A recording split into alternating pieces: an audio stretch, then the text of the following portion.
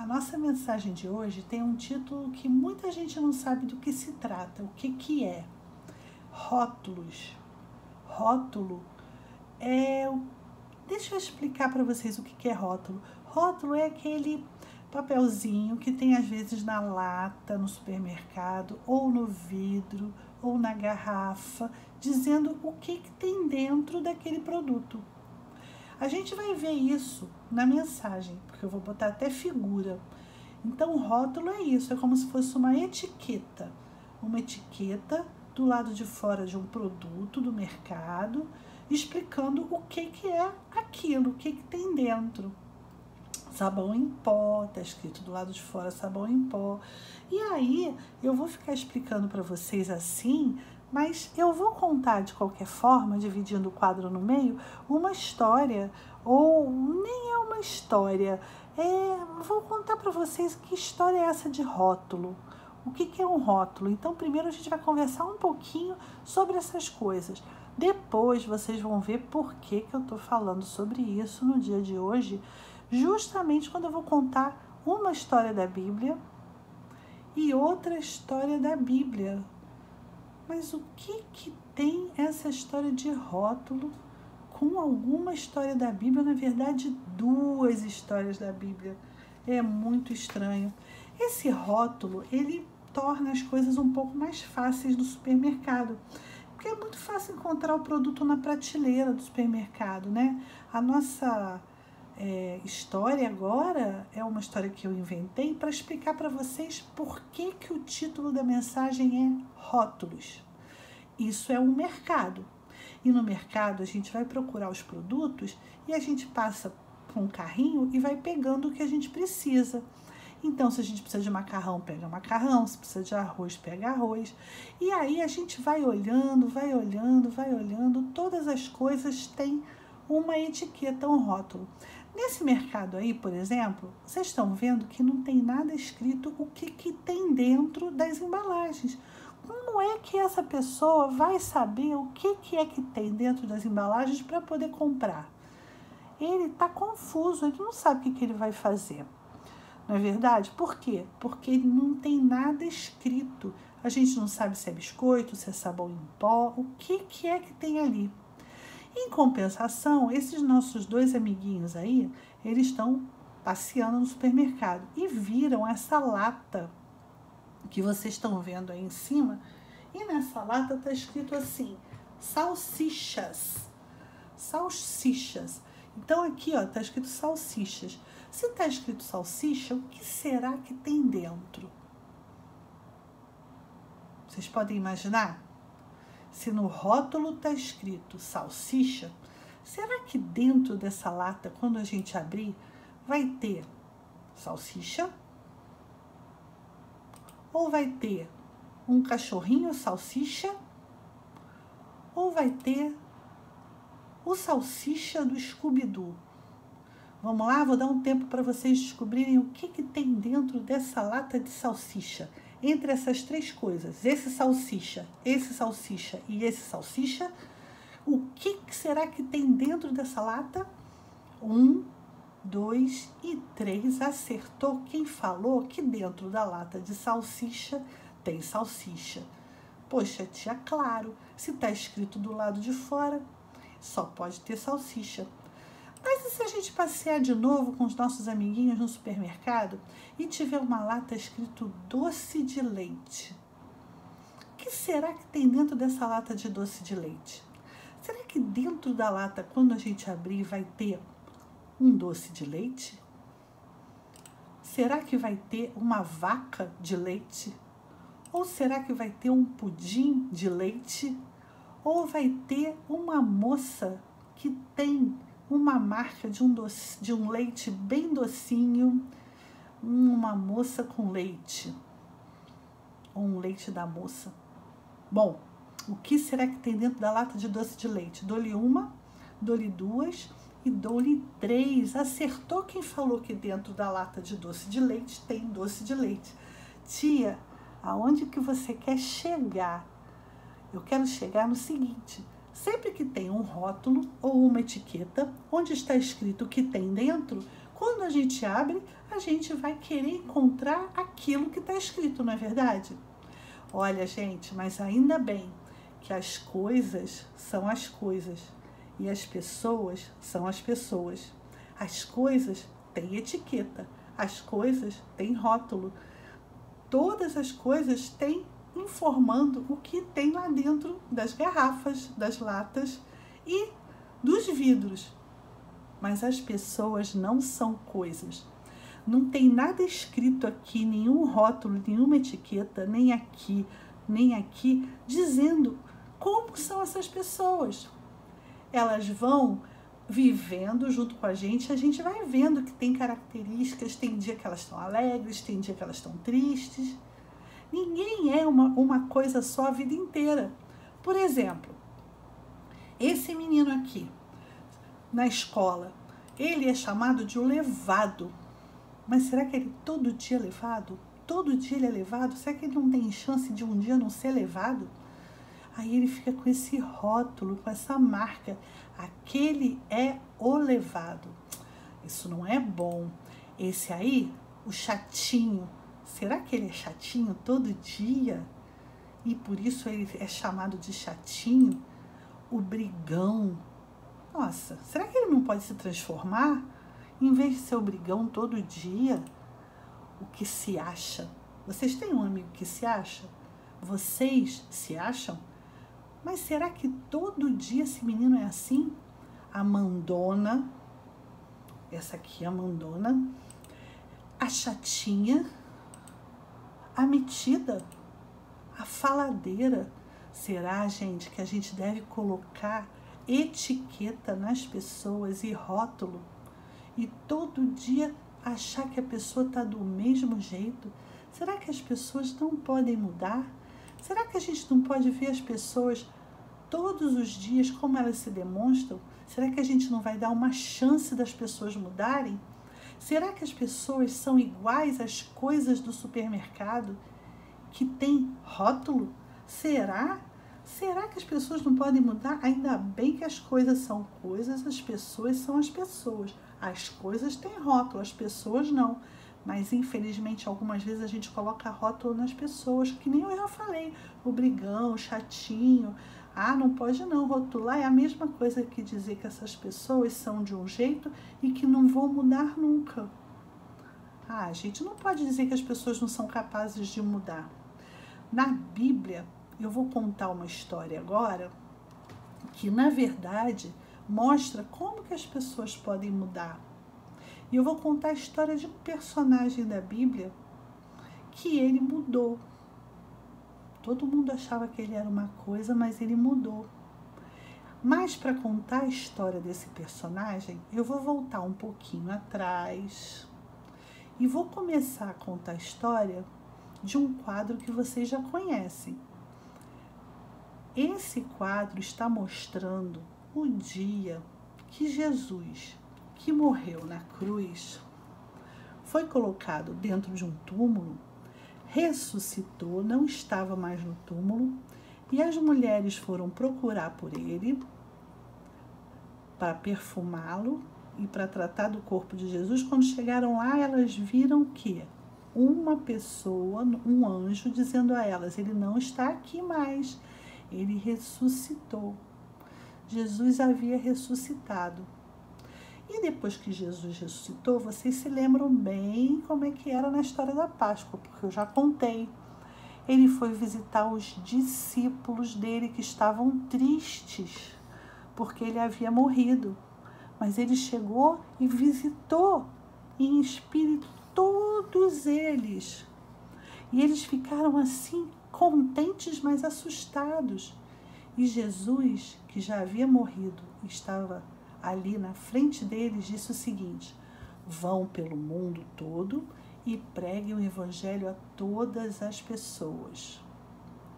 E eles obedeceram, eles foram pelo mundo todo. Mas sabe o que aconteceu quando eles foram pelo mundo todo pregar o evangelho para todas as pessoas? Eles foram bastante maltratados, eles foram perseguidos. Olha, esse aqui foi um deles, chamado Estevão. ninguém podia falar de Jesus. E Estevão falou de Jesus. E porque ele falou de Jesus, jogaram pedra nele.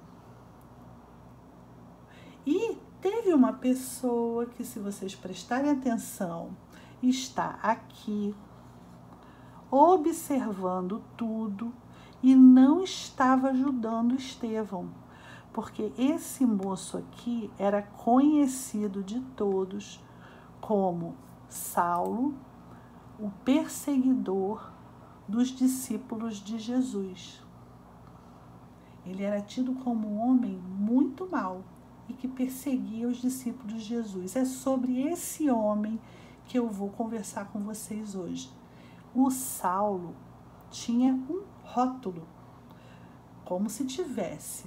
As pessoas disseram, achavam, porque ele demonstrava, que ele era um perseguidor das pessoas. No caso de Estevão, esse pedacinho da Bíblia está dizendo que Saulo consentia na sua morte, na morte de Estevão. E aqui escreve, olha, que Paulo era um homem que assolava a igreja. O que assolava?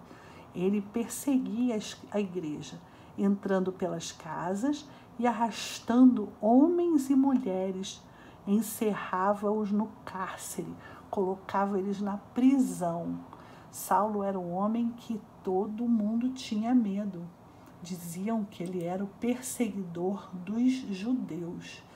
Ele sempre andava atrás dos discípulos de Jesus, onde eles estivessem, para poder maltratá-los e prendê-los, porque ele não queria que falasse de Jesus. Então, Saulo é igual àqueles nossos amiguinhos que a gente viu ainda agorinha, que as pessoas colocaram um título nele: Saulo, perseguidor de judeus. Será que Saulo não poderia mudar nunca? O que será que faz uma pessoa mudar os seus maus hábitos? É se encontrar com o próprio Jesus. É ter uma experiência pessoal com o próprio Jesus. É aceitar que Jesus more no seu coração. Mas ninguém acreditava que isso pudesse acontecer com Saulo, porque todo mundo já tinha colocado em Saulo uma etiqueta. Você é perseguidor de judeus e pronto. Se está escrito isso aí, é porque dentro você é um perseguidor de judeus e não tem jeito. Bom, vamos ver, né, se não tem jeito mesmo. Eu vou contar uma história que aconteceu com Saulo. Saulo foi até o sumo sacerdote e pediu para que ele pudesse entrar nas igrejas em Damasco, que era uma outra cidade, porque ele queria perseguir os discípulos que estavam lá em Damasco.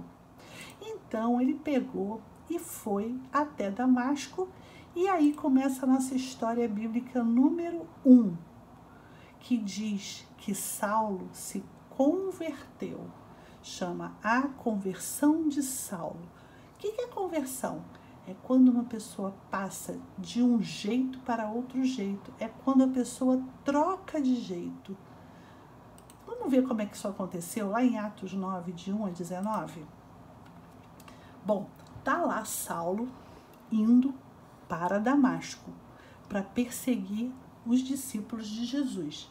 Ele chegou na estrada de Damasco com os amigos dele e ele estava indo todo poderoso. Olha só como que ele estava indo, muito certo de que ele ia perseguir os judeus. Afinal de contas, ele era um perseguidor de judeus, não é? Então ele estava indo. Só que ele não esperava que fosse acontecer uma coisa surpreendente com ele. De repente, na estrada que ele estava indo, houve um grande clarão, uma luminosidade, uma luz tão forte, que Saulo nem conseguiu ficar em pé. Ele caiu no chão por causa da luz e fechou os olhos e não conseguia enxergar nada. A única coisa que ele conseguiu foi ouvir uma voz que dizia assim: Saulo, Saulo, por que você me persegue? E aí Saulo ficou assim, estranhou, falou assim: nossa, quem é que está falando comigo? Quem está falando comigo? E ele percebeu que quem estava falando com ele era Jesus, O próprio Jesus estava falando com ele. Saulo, Saulo, por que me persegue? E ele falou assim, quem és tu, Senhor? E a resposta foi, eu sou Jesus, a quem você persegue. Mas levanta, Saulo, entra na cidade de Damasco, que vão te dizer o que você tem que fazer. E aí os companheiros de viagem de Paulo ficaram sem voz. Eles não conseguiam falar nada, porque eles também estavam ouvindo a voz. E aí eles não contaram para ninguém. Então o Saulo se levantou e quando ele percebeu, ele não conseguia enxergar mais. E ele ficou 3 dias sem enxergar.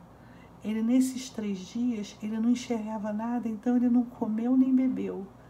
Porque aquela experiência que ele teve daquela luz foi tão importante na vida dele, que ele ficou sem enxergar. Ele precisava ficar 3 dias pensando.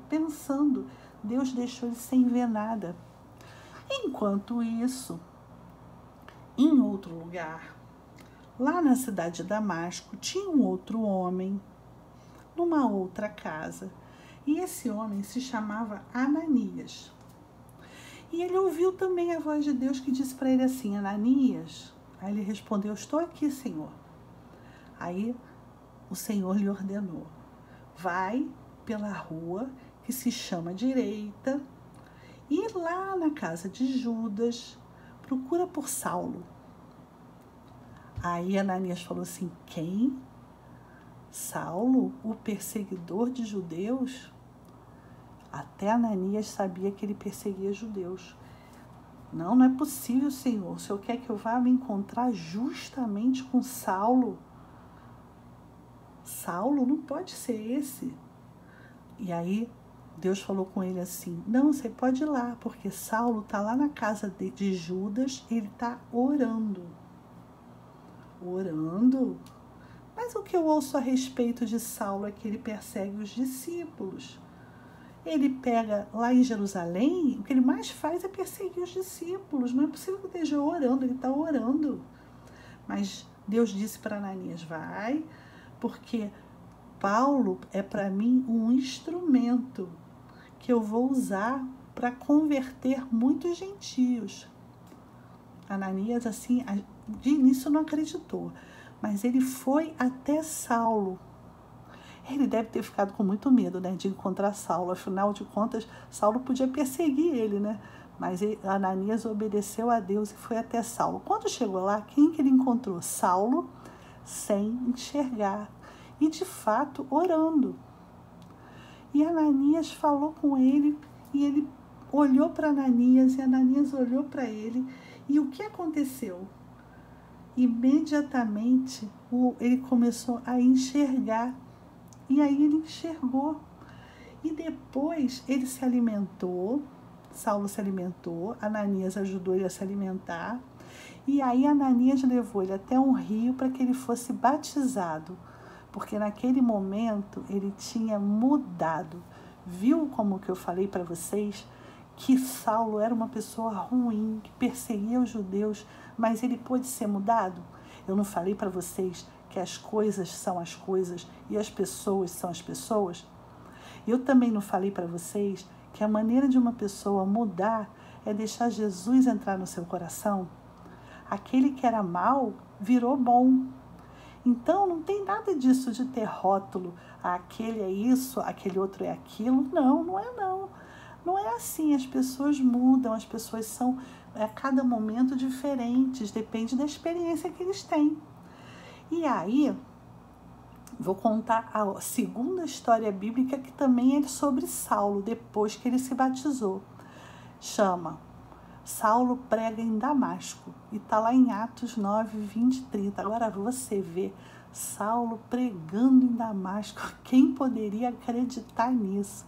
O perseguidor de judeus, que estava indo para a sinagoga para perseguir os judeus, entrou na sinagoga para pregar. E ficou lá, pregou. Só que ninguém podia acreditar, né? Ficava, não, mas Saulo, não é possível. Ele persegue judeus. Algumas pessoas acreditavam, mas outras não acreditavam. Então, o que aconteceu foi o seguinte, que começaram a planejar matar Saulo. Os judeus, que não estavam acreditando que ele tinha mudado, queriam tirar-lhe a vida. E aí, eles não conheciam direito Saulo, bem que eles podiam ir lá, né, dar uma chance para Saulo. Mas eles começaram a querer matá-lo. Falaram assim, não, Saulo é mau. Saulo, afinal de contas, é perseguidor de judeus. E os amigos de Saulo, que ele já tinha feito, que já tinham acreditado nele, colocaram ele numa cesta para ele poder fugir da cidade de Damasco sem que ninguém visse. Ficaram bem em cima da murada da cidade de Damasco, com cordas, e colocaram Saulo numa cesta e passaram Saulo pela murada para que ele pudesse escapar da cidade de Damasco. E aí ele pôde pregar em várias regiões. Ele foi pregando o evangelho, ele foi o maior missionário que a gente conheceu na Bíblia. Lembra? O nome dele se tornou Paulo, ele já não chamava mais Saulo. Tudo porque Deus disse que tinha constituído para a luz dos gentios, a fim de que sejas para a salvação até os confins da terra. Saulo, ele foi nomeado por Deus luz para a salvação de todas as pessoas que não acreditavam em Jesus. Ele foi contado no evangelho, ele era um missionário. E a igreja, isso é um pedacinho da minha Bíblia, a igreja cresce, a igreja na verdade tinha paz por toda a Judéia, Galiléia e Samaria, edificando-se e caminhando no temor do Senhor e no conforto do Espírito Santo crescia em número. Isso está em Atos 9:31. Viu só como é que eu falei para vocês que é possível que uma pessoa mude? Uma pessoa tão ruim como Saulo era se tornou o maior missionário que nós conhecemos. Essa história é muito legal, ela é muito bacana, né? Vocês gostaram dessa história? Viu só como é que as coisas podem ter rótulos e etiquetas, mas as pessoas não, porque as pessoas têm a capacidade de se transformar em coisas melhores. E Jesus é o responsável por isso.